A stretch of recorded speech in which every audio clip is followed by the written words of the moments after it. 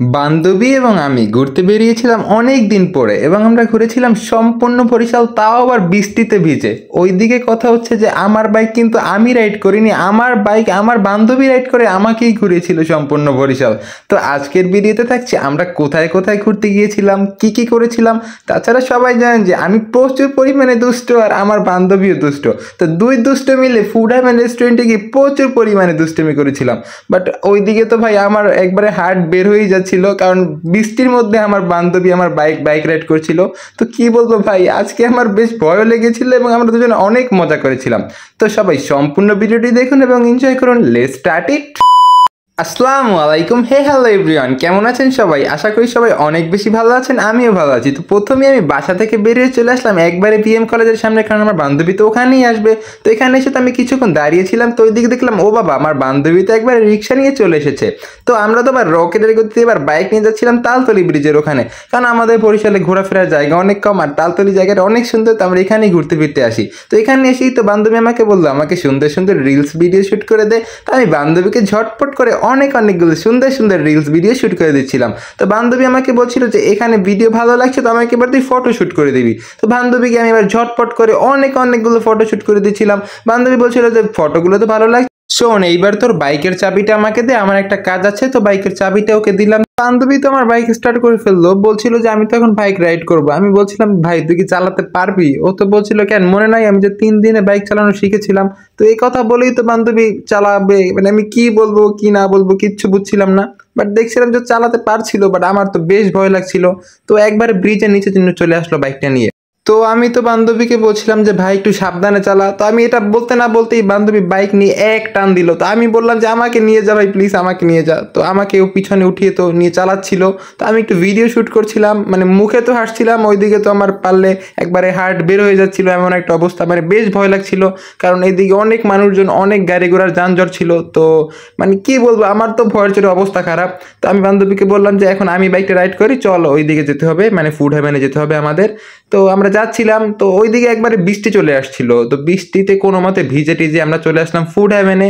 এখানে এসে ঢুকে পড়লাম আর দেখলাম যে এখানের পরিবেশটা বেশ সুন্দর লাগছে, মানে চারোদিকে মানে ফুড হ্যাভেন রেস্টুরেন্টটা নদীর উপরে, তো তো এখানে অনেক লাইটিং আর চারোদিকে বৃষ্টি পড়ছে, সব মিলিয়ে একটা মনোমুগ্ধকর পরিবেশ হয়ে গেছে এখানে।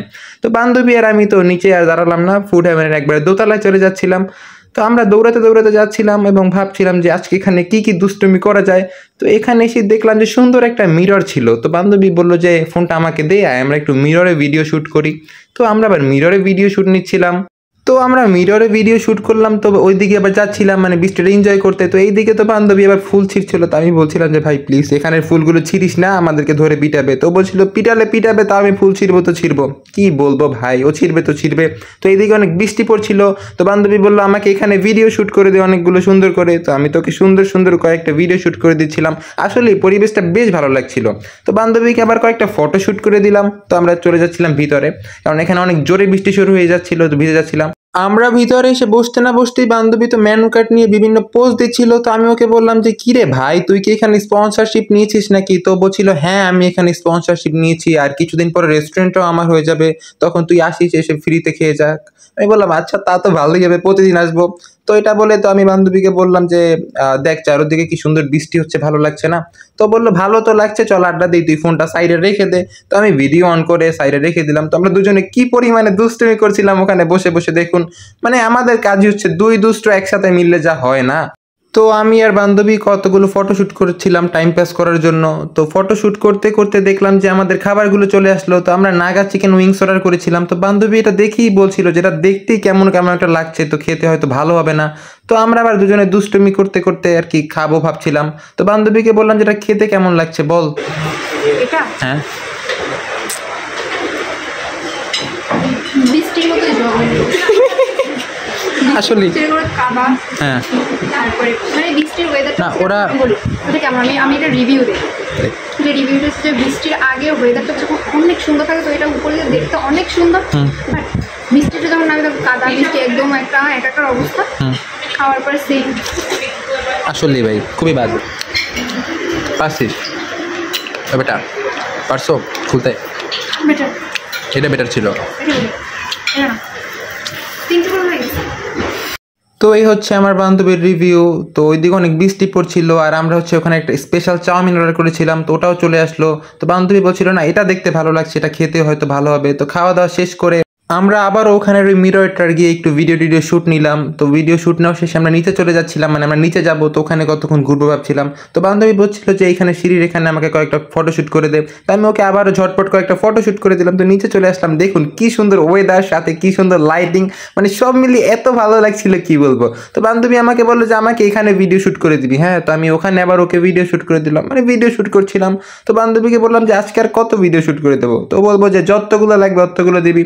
তো আমরা আবার পাঞ্চ মেরে ওখানে ফটোশ্যুট করছিলাম। তো বান্ধবী আর আমি দুজনেই ফটোশ্যুট করছিলাম। অনেকগুলো ফটোশ্যুট করা শেষে ভাবলাম যে ওখানে থেকে চলে যাব। তো বান্ধবী বললো আমাকে আর একটা ভিডিও শ্যুট করে দে, যাচ্ছি। আমরা ওখান থেকে পরে বের হয়ে যাচ্ছিলাম। তো বান্ধবী আবার বললো আমাকে চাবিটা দে, আমি রাইড করব। তো এই বৃষ্টির মধ্যে ও রাইড করবে, ভাই রে ভাই, আল্লাহ, এবার আমি শেষ। এবার আমার ভর চোটে কি বলবো। তো ওকে দেখছিলাম যে এই বৃষ্টির মধ্যে আমার বাইক নিয়ে চলে যাচ্ছিল। তো আমি ওকে বললাম ভাই এত দূরে যাস না, রাস্তা অনেক স্লিপারি, পড়ে যাবি। তো কে শোনায় কার কথা, ও তো চলে যাচ্ছিল। আমার তো ওইদিকে ভয় চটেছিল, যদি একবার ও পড়ে যায়, মানে বাইক তো পড়লে যাওয়ার হবে, ওর তো হাত পা ভেঙে যাবে, এমন একটা অবস্থা হবে। তো আমি আল্লাহ আল্লাহ করছিলাম, মানে আমার অবস্থা একবার খারাপ ভাই। তো এদিক যাচ্ছিল ওই দিক যাচ্ছিল আর আমাকে নিচ্ছিলই না, আমি বলছিল যে তুই থাক আমি চলে যাই। তো আমি বৃষ্টির মধ্যে ভিজছিলাম আর ও বাইক নিয়ে যাচ্ছিল, এইদিক সেদিক ঘুরছিল। তো আমি ওকে বললাম যে এবার দাঁড়া, তোকে ফটোশ্যুট করে দেবো, কারণ ফটোশ্যুট করার কথা শুনলে একটু দাঁড়াবে। তো ওকে আমি কয়েকটা ফটোশ্যুট করে দিলাম। তারপরে আমি ওকে অনেক বোঝানোর চেষ্টা করছিলাম যে অনেক বৃষ্টি হচ্ছে, রাস্তা অনেক স্লিপারি, আমি বাইকটা রাইড দিই, বাট ও তো আমার কথা শুনবে না, তো শুনবেই না। তো ওই বাইক রাইড করবে, কি আর করবো। তো আমি অনেক ওকে কেয়ারফুলি নিয়ে যাচ্ছিলাম, কারণ রাস্তা অনেক ভেজা, দেখতেই তো পাচ্ছেন। তো এখানে দেখে যাচ্ছিলাম, মানে এখন পুরো শহর ঘুরবে বরিশালে, এটা ওর ভালো লাগছিল, এটা বলছিল। তো আমরা পুরো বরিশাল ঘুরতে বেরোয়েছিলাম।